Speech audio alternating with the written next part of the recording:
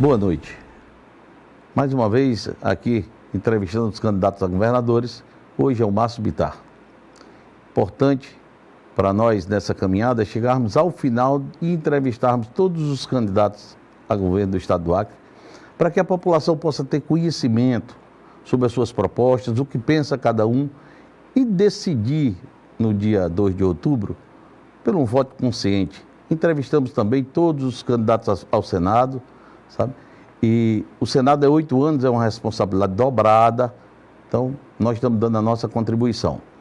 Dizer ainda que uma frase do Sylvester Stallone, no filme Rocky Balboa, sabe, onde ele, numa conversa com o filho dele, ele diz, o filho dele querendo que ele parasse de lutar, ele disse, porque ele ia perder, sabe, porque ele não tinha mais idade, estava numa condição ruim de física, e aí ele disse para o filho, não importa de maneira nenhuma o que você vai fazer lá em cima do ringue, se você vai perder ou se você vai ganhar. O importante é que você saiba se levantar. Todas as vezes que bater, você saiba se levantar. E isso eu já aprendi na minha vida, sabe? Eu aprendi na minha vida que eu não estou nem preocupado de maneira nenhuma com a observação negativa de qualquer indivíduo ou qualquer pessoa. Mas sei escutar de uma criança uma crítica construtiva, mas sei ouvir de qualquer pessoa um conselho, sabe? Desde que seja um conselho que edifique. Aquilo que não edifica, eu não escuto, porque para mim, o que vem de baixo nunca me atingiu.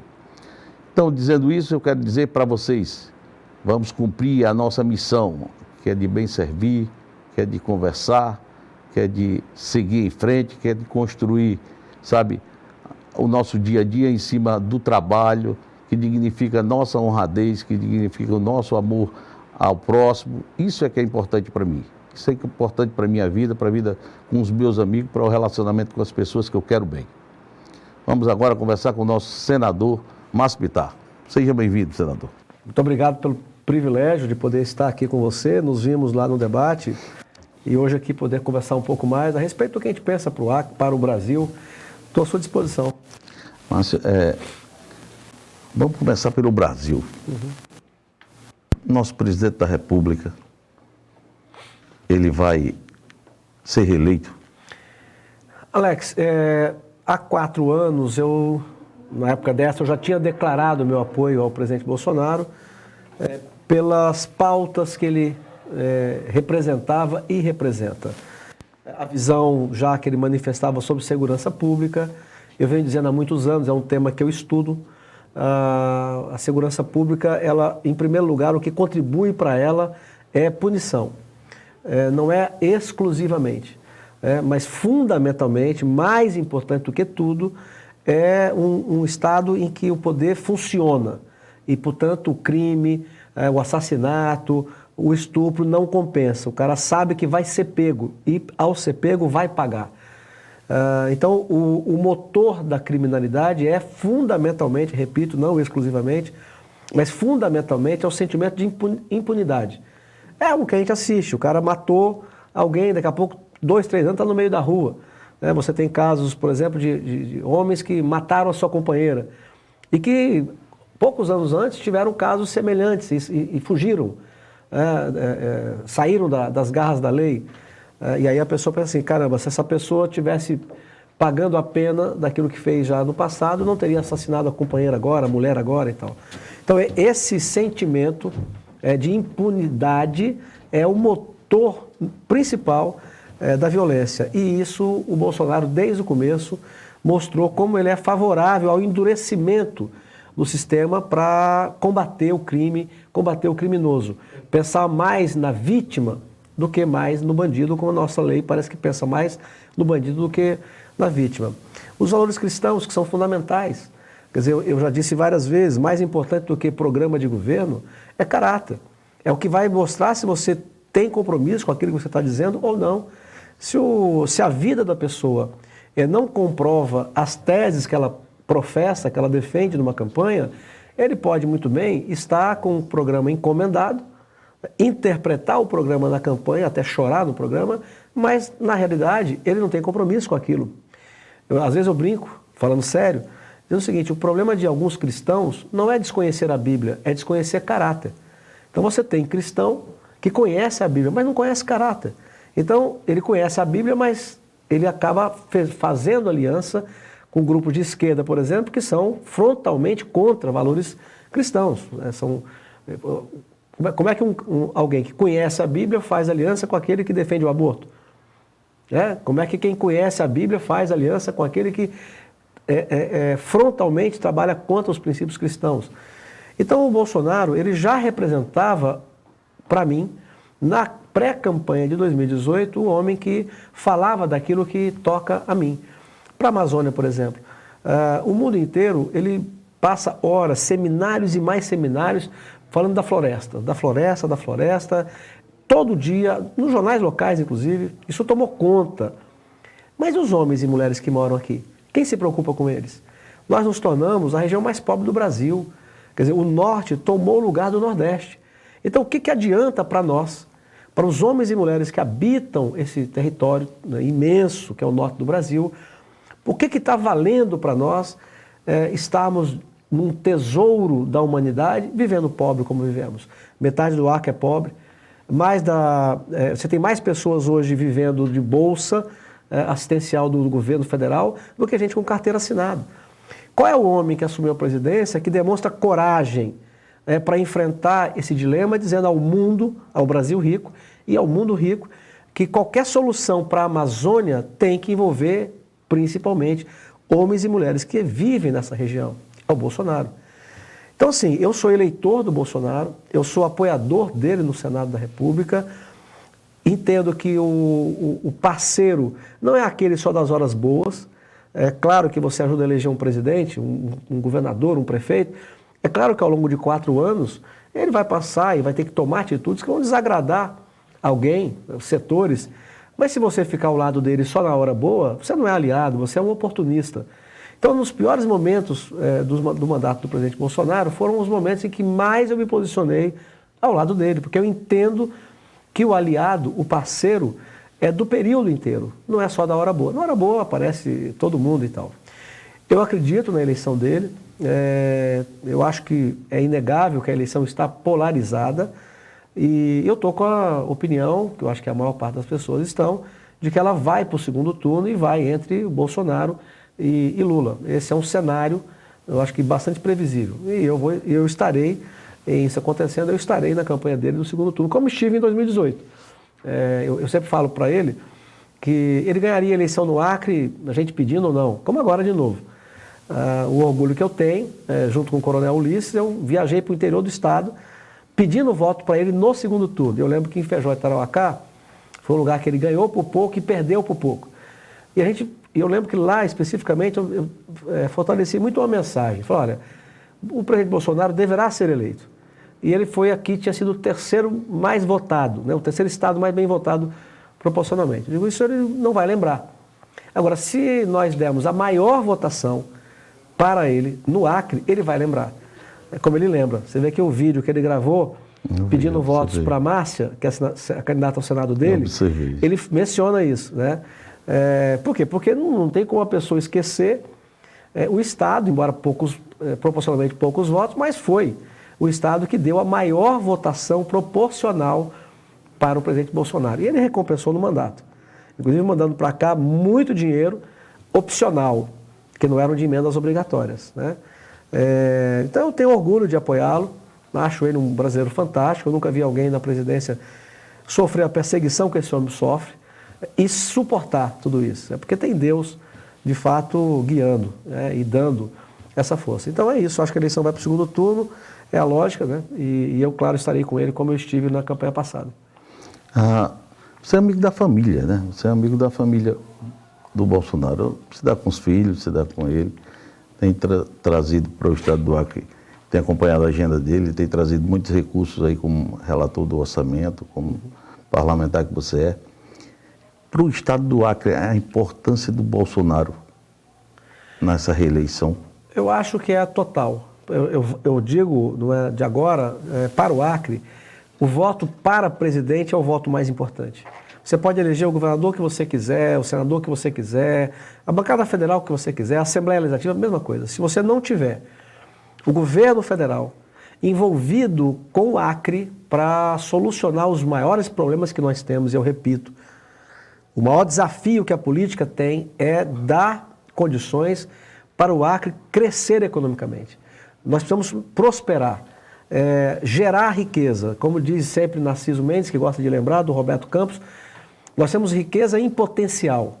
Está aí, você tem um potencial, mas a ação humana é que vai transformar essa riqueza em potencial em riqueza real, em emprego, em aumento de renda, em prosperidade. E isso não se faz sem Brasília. Nós precisamos de recursos que não temos e precisamos de alterar algumas leis que é só Brasília. Então, para mudar a realidade acreana, para trazer a liberdade econômica, a prosperidade econômica para o Acre, emprego para milhares de jovens que não têm o que fazer, você não faz sem Brasília. Para você ter uma ideia, a capacidade de investimento própria do Estado não chega a 150 milhões por ano. Aquilo que o Estado pode fazer, a opção do governador eleito e tal. A bancada federal tem quase 4 vezes esse valor. Então, assim, esse é o voto mais importante. E por que é o Bolsonaro? É porque ele tem a coragem de olhar para a Amazônia e dizer que, em primeiro lugar, nós temos que solucionar o problema da pobreza que tem aqui dentro. Ele disse isso no Jornal Nacional. E aí, Alex, não tem milagre. Todo lugar do Brasil, todo lugar do mundo que está mais próspero do que o Acre, está mais próspero porque utiliza o seu potencial. Nós somos enganados descaradamente pelos países ricos. Uma Alemanha, uma Noruega, ela vive nos enganando. Ela faz campanha aqui, ONGs, você vê a imprensa nossa, tudo isso tem dinheiro por trás. Muitas vezes a pessoa nem percebe de onde vem. Mas são países que financiam campanhas no Brasil de maneiras mais variadas para que nós não utilizemos o nosso potencial quando eles usam. Eu tenho dito repetidas vezes, mas até uma hora que alguém vai entender. A Alemanha inaugurou uma Itaipu e meia em termos de potência há um ano de carvão, que é o que ela diz que nós não podemos usar, porque é poluente, mas ela usou. A Noruega, que banca o Fundo Amazônico, praticamente mais de 90% do Fundo Amazônico é da Noruega, é para bancar campanhas no Brasil, dizendo que nós, na Amazônia, principalmente, não devemos usar petróleo, gás, se tiver, porque são combustíveis fósseis que poluem o meio ambiente. Aí, olha que hipocrisia. E é simples assim. Aí você vai olhar do que a Noruega vive, de petróleo e de gás. Como é que um país que vive de petróleo e gás faz campanha no Brasil, pagando ONG, dizendo que nós não podemos usar? Então, se você for para o centro-oeste brasileiro, eu conheci, não era nada. Quando eu era criança, meus pais saíram daqui, fomos morar em Campo Grande, que era uma cidade do interior do Mato Grosso, hoje capital do Mato Grosso do Sul. Você vê um lugar que está quase 100% de emprego. Mas por que isso? Porque a Embrapa desenvolveu tecnologia e hoje o agronegócio é riquíssimo na região. Por onde você anda é sorgo, é milho, é soja, só uma planta de celulose que está sendo implantada lá, outra. São 16 bilhões e meio de investimento privado. Mas porque o Estado deu as condições para o setor privado exercer a sua vocação, que é gerar riqueza, que é gerar renda e tal. E nós não podemos fazer. Então, eu não tenho dúvida que o voto de presidente é o que mais importa e, principalmente, quem tem coragem de alterar algumas leis que nos permitam destravar a economia acreana é o Bolsonaro. Nós vamos encerrar o primeiro bloco. Nós temos 3 blocos para essa conversa. Mas eu vou deixar um questionamento. Você disse assim, o voto para presidente é o mais importante. Eu concordo que é o mais importante, mas tem um detalhe, senador Márcio Bittar. Aí você diz qualquer senador, qualquer governador, porque o Senado tem uma importância muito grande. Fundamental. Se nós tivéssemos o Senado comprometido com as bandeiras do presidente da República, o Senado tinha tomado várias providências e muita coisa. Então, se o compromisso de colocar lá um senador que tenha compromisso com a pauta do presidente da República, com aquele, é muito importante também. Vamos encerrar o primeiro bloco, já já voltamos conversando com o senador Márcio Pitar, candidato a governador pelo estado do Acre.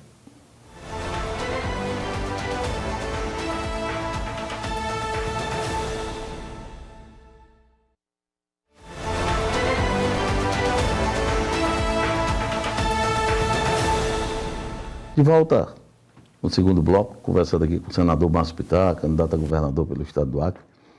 E, Márcio, eu falava anteriormente da questão da importância da eleição de um senador comprometido com as causas do presidente Bolsonaro, aquilo que ele pensa, por causa da importância do Senado da República.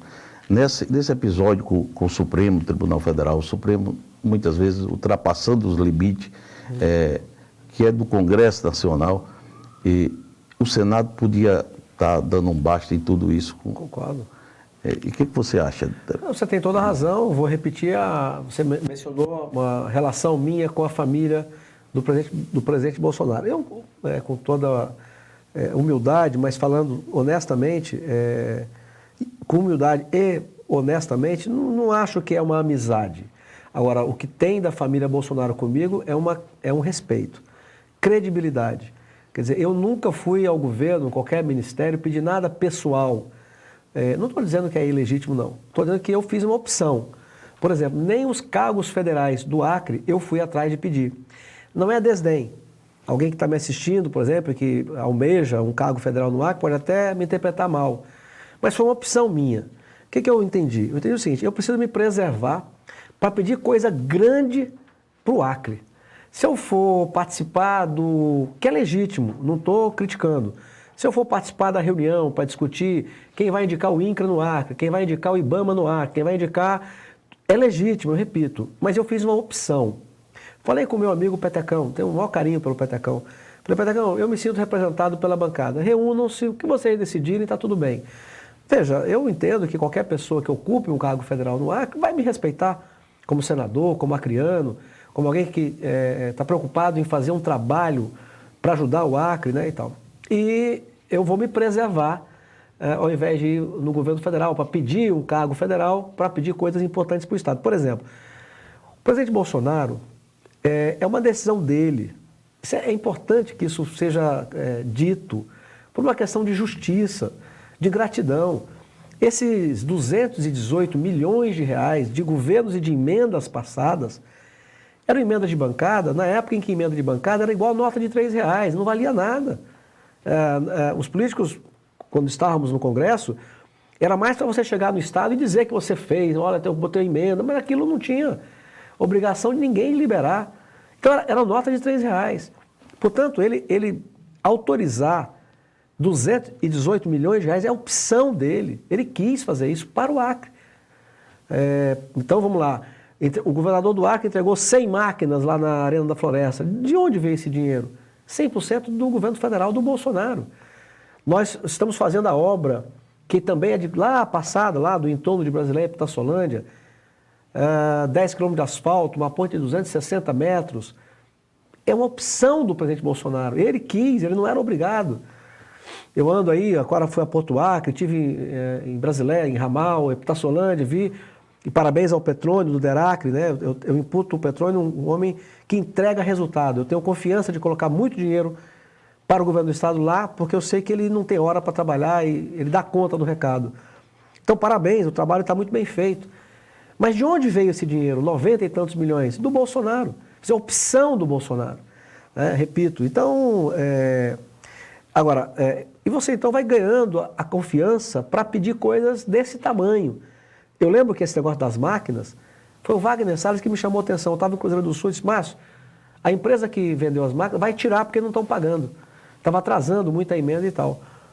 Eu fui a Brasília, falei primeiro com o ministro Rogério Marinho, com quem esse eu tenho amizade. Nós já fomos deputados juntos. Eu tenho a parte da minha equipe do gabinete era que trabalhava com ele. Ele perdeu a eleição para federal, eu absorvi. Temos amigos comuns.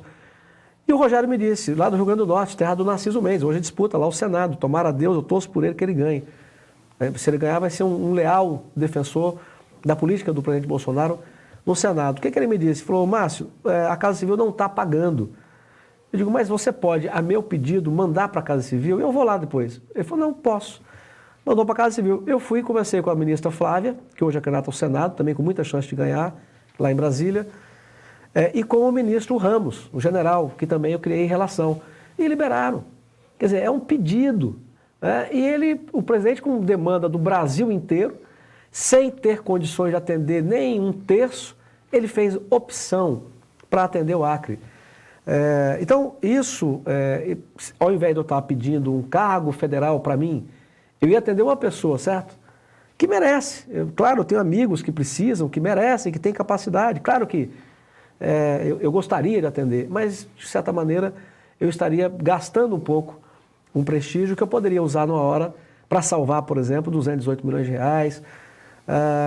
Pega a ponte do Abunã. O Adriano chegou no meu gabinete desesperado. O Adriano, hoje é candidato a federal, presidente da FIAC e tal.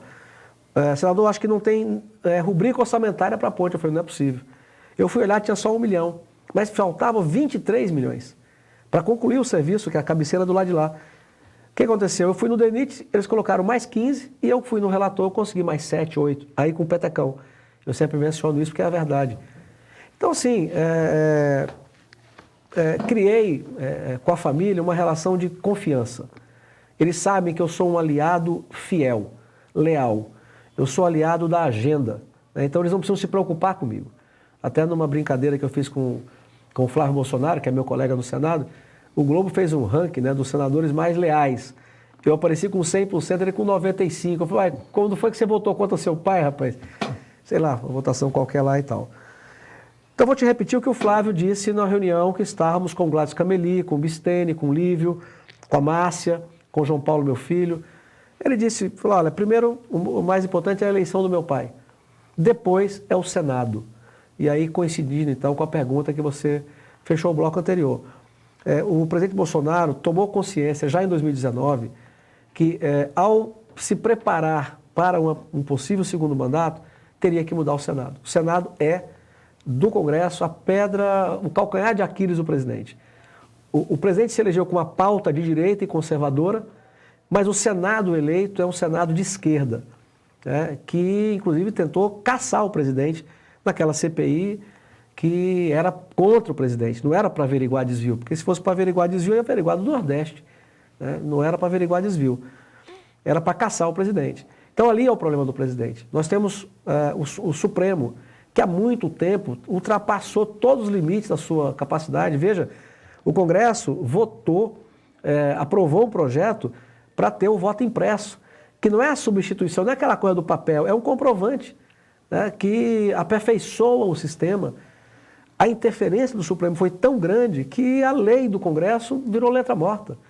Agora, por exemplo, o presidente sancionou a lei do piso para enfermeiros, técnicos.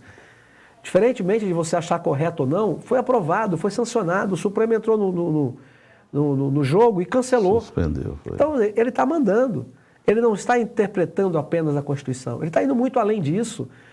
Aquele episódio do ministro Alexandre de autorizar busca e apreensão daqueles empresários que geram milhões de empregos.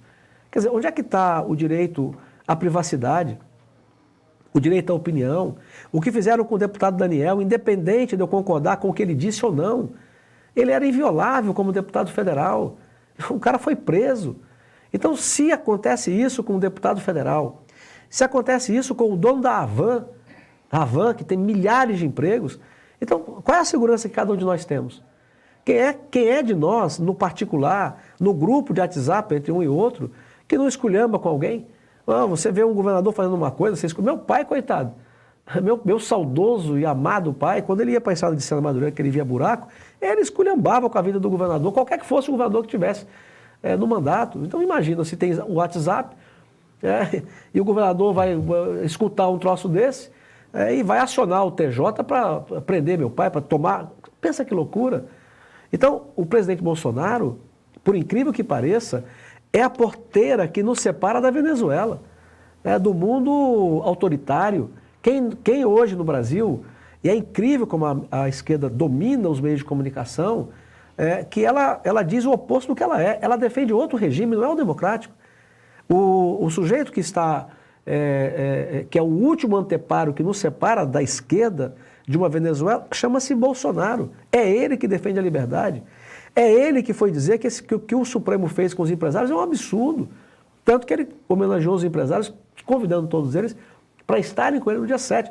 É um sinal claro de um defensor da liberdade.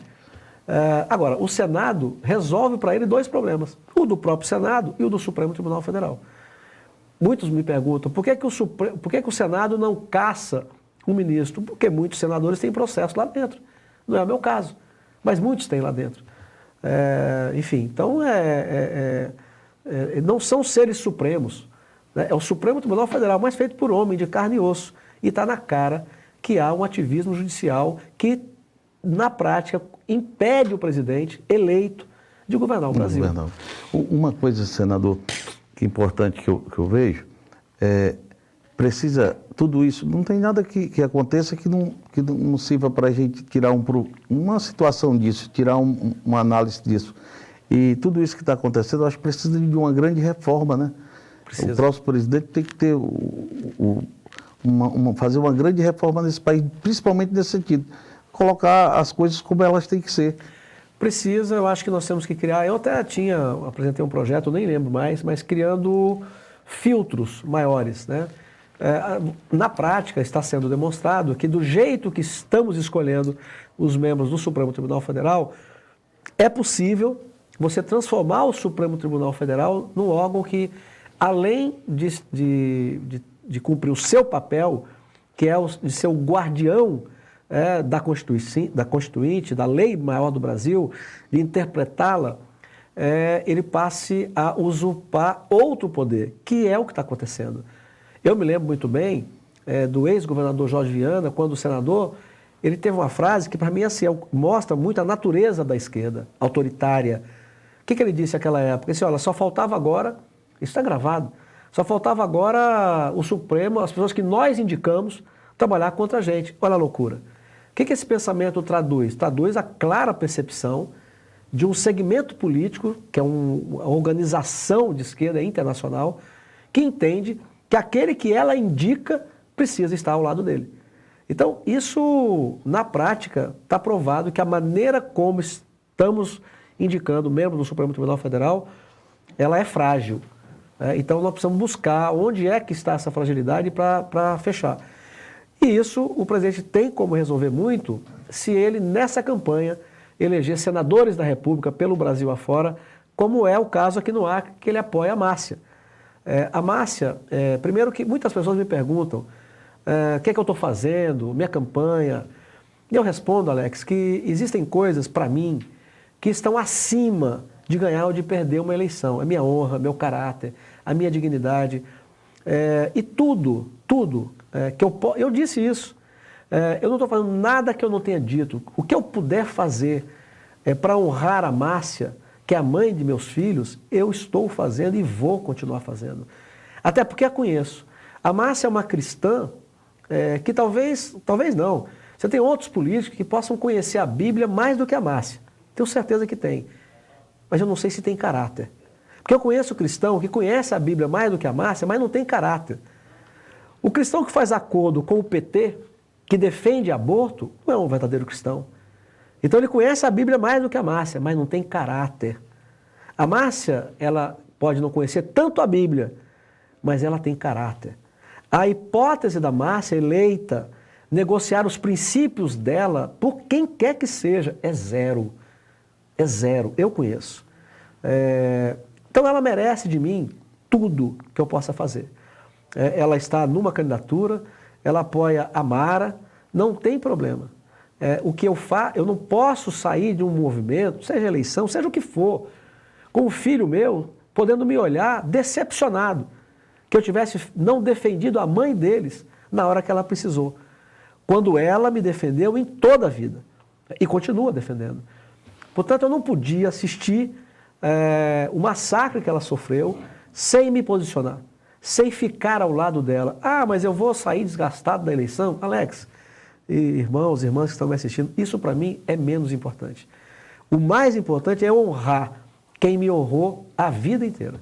A conversa com o senador Márcio Pitar, candidato a governador pelo estado do Acre, Vamos encerrar agora o segundo bloco, já voltamos para ainda falarmos sobre os recursos que ele trouxe, o que ele pode fazer ainda com o futuro presidente eleito, trazendo recursos para o estado do Acre, o que ele pensa de desenvolvimento para o estado do Acre.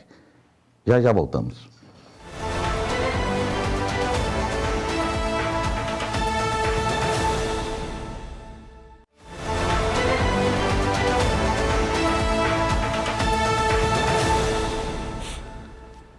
Conversa com o senador Baspitá é uma conversa de alto nível, sabe? Vale a pena bater um bom papo desse e assistir. Senador, já conversamos sobre o Brasil, já conversamos sobre o presidente da República, já conversamos sobre uma série de fatores. Como é que o senhor viu o desenvolvimento do Acre, senador? Alex, eu tive a oportunidade, agora com mais tempo, de dizer que está errado. E fica claro, as pessoas não são... As pessoas sabem disso. Os problemas gravíssimos que o Acre tem não começaram no governo do Gladson Cameli. Eles são problemas que estão se arrastando. E eu vou repetir com mais tempo o que eu tentei dizer naquele debate. Lá atrás, o Vanderlei Dantas, ele percebeu que a matriz econômica que fez, inclusive, o Acre virar Brasil, que foi o interesse no seringal, havia falido. Aconteceu com a seringueira, a mesma coisa aconteceu com o arroz, com o feijão, com o milho, com tudo. É bom as pessoas lembrarem. O arroz, o milho, o feijão, a soja, não apareceu como está hoje no mundo inteiro. Apareceu lá em algum lugar do planeta, alguém pegou, começou a fazer uma mistura daqui para acolá e virou isso que hoje tem aí. Assim aconteceu com a seringueira. Alguém pegou, levou daqui, fez adaptação e virou plantação. Então, não há como concorrer um seringal de plantio, né, uma lavoura, com o seringal extrativista no meio da floresta, com uma vida difícil, inóspita, enfim, não tem como. Então, quebrou. E o Dantinha, percebendo isso, foi que iniciou um processo de criar outras matrizes econômicas para o Acre. Eu sempre digo isso, foi dessa leva que veio o terceiro processo migratório grande para o Acre, onde veio a minha família, meu pai e minha mãe. No caso, era um convite a pessoas que viessem investir no Acre em lavoura, agricultura, que era a praia do meu pai. Meu pai sempre foi isso. Meu pai foi plantador de batata, de algodão, de café, de milho, de arroz. Áreas pequenas no interior de São Paulo que tinham de tudo um pouco naquela época. Tinha vaca de leite e tal. Era um pouco de tudo. Então vieram para cá pessoas para tentar essa outra, que seria hoje conhecido como o agronegócio, que é uma grande empresa no Brasil, né? Só que aí veio a questão da preocupação ambiental, que está correta. Só que ela exagerou a dose, né, demais. Ela saiu do tudo se podia para o nada se pode. E aí lacrou a Amazônia. E isso, nós estamos com 30 anos desse jeito. Então não é um problema iniciado agora. Quando a Frente Popular começou a governar o Acre, isso já existia. E já existia muito por culpa deles, da visão que eles têm, do Jorge Viana, da Marina Silva. Veja, o que a Marina fez para o Acre, Alex? Não é uma crítica pessoal, mas é para uma análise. Quer dizer, veja, os problemas que o homem causou no meio ambiente, eles governaram o Acre, o Brasil e o mundo, porque a ONU é totalmente esquerda, totalmente ligada a esse pensamento, e não trouxeram esgoto, que é uma questão ambiental e de saúde pública, não plantaram árvores em Rio Branco, a Rio Branco não é arborizada. Quer dizer, então qual foi a preocupação ambiental? Não era nenhuma. Recuperar o solo degradado? Vamos tocar o dedo no assunto de forma séria. Solo degradado é do pequeno proprietário. O pequeno proprietário, para recuperar o solo degradado, eu vejo o nego de esquerda, enche a boca, e nego de direita que não sabe o que está falando. Não precisa derrubar mais áreas novas, vamos recuperar o solo degradado. Irmão, o grande proprietário recupera o seu solo. Quem não consegue recuperar o seu solo degradado é o pequeno. Porque você falar para o pequeno, para ele comprar calcário, mecanizar a terra dele, você tá falando uma linguagem de Marte para ele. Ele não tem recurso para isso. Então, para recuperar o solo degradado na Amazônia, que é do pequeno proprietário, é o Estado que tem que fazer. Então, quando a Marina e o Jorge tiveram todo o poder do mundo, por que não fizeram? Então, é só conversa fiada, é só garganta. O fogo é problema? Claro que é problema. Só que é um problema de difícil solução. Se fosse fácil solução, não pegava fogo na Europa. Não pegava fogo na Califórnia, que é o estado mais rico dos Estados Unidos. Estão meio indo para trás um pouco numa visão de esquerda que está dominando a Califórnia há muito tempo, mas ainda é. Então, não é fácil a solução. E, mais uma vez, quem que põe fogo? Não é o grande proprietário. Não é o proprietário que está com terra legalizada. Aquele lá ele vai preso se ele fizer isso.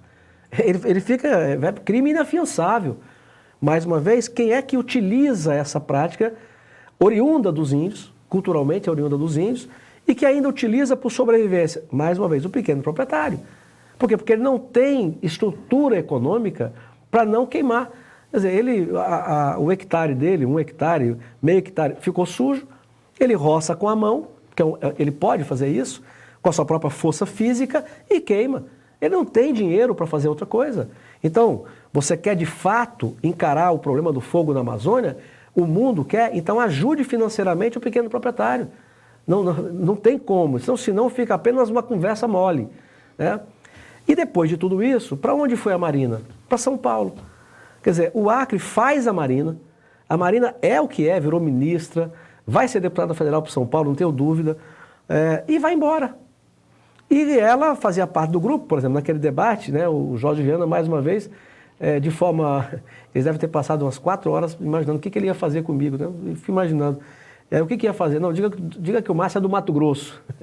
Inclusive, no erro de geografia, para alguém que é conhecido, grosseiro, porque não é Mato Grosso, é Mato Grosso do Sul, onde mora minha mãe.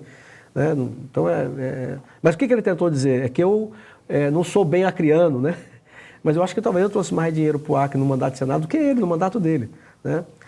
Acriano por opção, eu entendo que é mais valoroso do que o acriano por falta de opção. Eu sou acriano porque quero ser. Eu não tive falta de convite para morar fora do Acre, para viver fora do Acre. Eu tive vários. E a eles todos eu disse não, com opção de vida. E o que eles não gostam é porque eu debato as coisas de forma... Eu não vou no superficial. Eu não tenho, juro por Deus, eu não tenho nada de pessoal contra o Jorge Viana, Marina, Gladys, ninguém. Agora, eu tenho contra o que eles fizeram. Então, eu estou dizendo aqui de forma clara, eles falaram de preocupação ambiental e não cuidaram de coisa de meio ambiente nenhuma. Nada. E ao contrário, eles lacraram a Amazônia. E isso eu não perdoo. Porque as gerações de netos que vão vir por aí não recuperarão o prejuízo que eles causaram, numa visão equivocada, partindo do pressuposto que o homem muda o clima do planeta. O homem não muda o clima do planeta. O homem muda o microclima, o clima da cidade. E isso que ele muda, eles não cuidaram de consertar. Qual é a obra ambiental que eles fizeram no Acre, em Rio Branco, por exemplo? Você conhece alguma? Porque eu não conheço nenhuma. A Marina teve um poder monumental com a turma dela, com o Jorge, e não recuperaram o Igarapé de Rio Branco. Fizeram o canal da maternidade, que é um esgoto, que joga detrito humano no rio Acre, aqui na cara de todo mundo. Então o Acre precisa voltar a um debate lá de trás. A matriz econômica faliu, que é o extrativismo, notadamente o vegetal, e nós precisamos destravar o Acre para uma atividade que a gente sabe que dá certo, que é o agronegócio. Agora, além do agronegócio, para isso precisa das pontes, precisa das estradas, da desburocratização. Eu disse no debate que o agronegócio pequeno que tem no Acre, ele acontece independente dos governos. O que é que o governo passado, esses 30 anos, fez, por exemplo, com a Embrapa? Que parceria ele buscou profissional com os países vizinhos para fomentar o agronegócio? Nenhuma. Quer dizer, há um trabalho dos governos do Acre com a Embrapa para produzir aqui a soja, o milho, o arroz mais adaptado à região. Há um trabalho nos últimos 30 anos de buscar investimento em obras de infraestrutura que viabilize a exportação daquilo que a gente possa produzir. Há um trabalho consistente do Estado se apresentar para empresários ricos, importantes, que têm capital, para vir investir no Acre. Nada. Nada. Então é conversa mole para boi dormir. Então o cara que está hoje plantando soja, ele está plantando apesar do governo. Por que esse pessoal ainda apoia o governo? Porque, na verdade, o governo acaba comprando máquinas com dinheiro público e ajuda e serve a muitos fazendeiros. Não sou contra isso, mas essa é a ajuda que os governos dão ao agronegócio. É ter máquinas para ajudar, montar silos com dinheiro público para ajudar o proprietário privado. Ok, é uma ajuda, mas isso causa dependência. Então, que governo eu pretendo fazer? Primeiro, um governo que tenha no núcleo central o que há de melhor do Acre, do ponto de vista técnico, profissional da eficiência. Nós corremos um risco grave de perder dinheiro de Brasília. A bancada federal nós aprovamos em 2019, transformamos emenda de bancada em emenda impositiva e criamos uma outra emenda que é de relator. Então, um parlamentar acreano dedicado, ele vai ter no mínimo 60 milhões ano, independente de que for o presidente. Multiplicado por 11, são mais de 600 milhões. Para o Acre, é muito dinheiro. Então, se o Estado não tiver capacidade técnica e política para se relacionar bem com a bancada, criar com a bancada um banco de obras estruturantes para o Estado, e que a bancada, uma parte desses recursos seja vinculada a isso, você vai perder dinheiro. Ou você não perde o dinheiro, mas o dinheiro pode ser desperdiçado em coisas que não trazem independência econômica. Então, em primeiro lugar, você tem que montar, como a minha equipe, graças a Deus, e modéstia às favas, eu montei uma equipe no Gabinete do Senado, que eu tenho orgulho de dizer para o acreano. No Senado, você tem senador de São Paulo, Rio de Janeiro, Rio Grande do Sul, caras preparados, mas não tem ninguém que tenha um gabinete que seja superior ao gabinete do Márcio Bittar do Acre. Eu montei um gabinete com gente muito, muito boa, muito preparada, né? E tanto que muito do que eu consigo para o Acre depende do gabinete estar atento. Vou te dar um exemplo. Esses 15 milhões que eu consegui no último momento do final do ano passado, a Jo, que é minha chefe de equipe do orçamento, eu tenho 4 pessoas no orçamento. Eu tenho a chefe e 3. Ela ligou, a última vez que falamos, era 9h30 da noite, do dia 31 de dezembro, quando eu consegui aquele recurso, um pouco inclusive para a Santa Casa, 10 milhões foi direto para a Fundação Hospitalar. Hoje tem pessoas voltando a enxergar fruto desse trabalho. Foram mais 5 milhões que foram direto para o Santa Juliana. Quer dizer, o prefeito Mazinho, que é um amigo, operou lá no Santa Juliana, foi tratado lá neste programa de cirurgia cardíaca. Isso 9h30 da noite, do dia 31 de dezembro. Quer dizer, a equipe que conhece todos os ministérios. Senador, pode sobrar um dinheirinho aqui, um dinheirinho ali, aí entra em contato e tal. O Nenê Junqueira, que era o secretário de Agricultura, eu tenho 50 milhões de emendas minhas lá, que não foram licitadas ainda, serão licitadas ainda esse ano, espero, para comprar máquinas e implementos agrícolas para os 22 municípios do Acre. Mas a Secretaria não estava dando conta de fornecer os documentos necessários. O Nenê Junqueira, que é meu amigo, recebeu uma ligação aqui, era 9h30, lá em Brasília era 11h30 da noite. 11h30 da noite, a Jo, a chefe da minha equipe de orçamento, liga para o Nenê Junqueira, alertando, secretário, infelizmente, se amanhã o último documento que está faltando não vier, eu vou ter que orientar o senador para ele tirar o dinheiro de lá e colocar em outro lugar, porque senão vai perder. Graças a Deus, no outro dia a secretaria conseguiu cumprir a burocracia e tal. Então é isso, você tem que montar uma equipe. Se eu for governador, eu vou montar o núcleo central, pode ter certeza, do que há de melhor do Acre, do ponto de vista da capacidade, da técnica. Agora, claro, um governo meu, ele vai ter rumo. Qual é o rumo? O rumo que possa tirar o Acre da dependência econômica visceral que ele tem até hoje. As secretarias trabalhando interligadas, num projeto comum, de visão, para onde queremos ir. Esse será um governo meu. Olha, a conversa com o senador Márcio Bittar, candidato a governador do Estado. Senador, nós recebemos todos os candidatos aqui na TV Rio Branco, sabe, num propósito de bem informar a sociedade, para que a sociedade fique esclarecida da responsabilidade do voto. Nós temos sempre dito, a responsabilidade do voto, tanto para a Assembleia Legislativa, como para a Câmara Federal, como para o Senado da República, como para governador. É você entregar a governança do Estado, a governança, as decisões, as grandes decisões, na mão de uma pessoa de confiança, na mão de uma pessoa que tenha projeto, que tenha. Esse foi o objetivo da TV Rio Branco. E nós recebemos todos os candidatos com a mesma posição, com o mesmo espaço de tempo. E você agora fique à vontade para se dirigir para o eleitor, pedir o voto, sabe, conversar direto aí com o seu eleitor e encerrar, fazer as considerações finais. Muito obrigado pela sua presença, foi uma honra muito grande recebê-lo aqui. Alex, tenha certeza que a honra é minha e eu quero terminar fazendo uma homenagem. Esses anos todos, que eu resolvi vir para a vida pública, muitas vezes eu tive emissora de TV que não quis me dar entrevista, me conceder entrevista, a própria rádio difusora, em alguns momentos você percebia que você não era bem-vindo, E é interessante porque, às vezes, cria uma imagem de certas pessoas, como se criou do Narciso Mendes, né, que ele seria radical. Né? Mas você veja como, na prática, as pessoas criam versões que não correspondem à verdade. Se tem um lugar, eu já disse isso algumas vezes, mas eu vou repetir porque é sempre bom. Se tem uma emissora de TV e rádio que nunca fechou as portas para mim, e olha que eu e os donos da TV, Rio Branco, estivemos em campos bem diferentes, em algumas vezes. Estivemos juntos também, me ajudaram em muitas campanhas. Mas também estivemos em campos opostos. E nunca, nesses 30 e tantos anos, nunca me faltou espaço aqui. Então, mostrando que apesar das versões criadas por alguns, esse sempre foi um lugar aberto ao debate, aberto ao contraditório. E eu sou prova disso. Quero parabenizar vocês pelo debate do qual eu participei. Achei uma oportunidade ímpar das pessoas conhecerem mais os candidatos. Gostei muito de ter participado e quero terminar dizendo que eu entendo que a campanha que estou fazendo é a que eu tinha que fazer.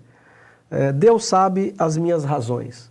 E estar em paz com a minha consciência, para mim, é claro que eu me importo com a opinião das pessoas, mas não adianta as pessoas pensarem uma coisa se eu estiver pensando o contrário.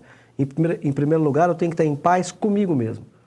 E eu estou e vou sair da campanha em paz comigo, porque eu estou fazendo aquilo que o meu nome, a minha honra, o meu coração mandam eu fazer. A minha honra, a minha formação manda fazer. Então eu estou em paz comigo, estou em paz com Deus, estou em paz com a minha família. E o resto é com o eleitor, que no dia 2 vai tomar sua decisão. Então eu vou terminar a semana que vem falando a mesma coisa que eu comecei. Eu entendo que o presidente Bolsonaro, ele tem serviços prestados ao Brasil e ao Acre, e eu entendo que eu, como senador da República, eu cumpri com o meu papel neste quase primeiro metade do mandato. E por isso, eu posso olhar para a Câmara e pedir o voto para a reeleição do Bolsonaro, com o número 22, e pedir a você a oportunidade de governar o Acre com o número 44. Um abraço, fiquem com Deus. Bate-papo agradável, sabe? Tenham todos uma boa semana e muito agradecido mais uma vez, senador, pela sua participação. Eu que agradeço, Uma honra. um prazer.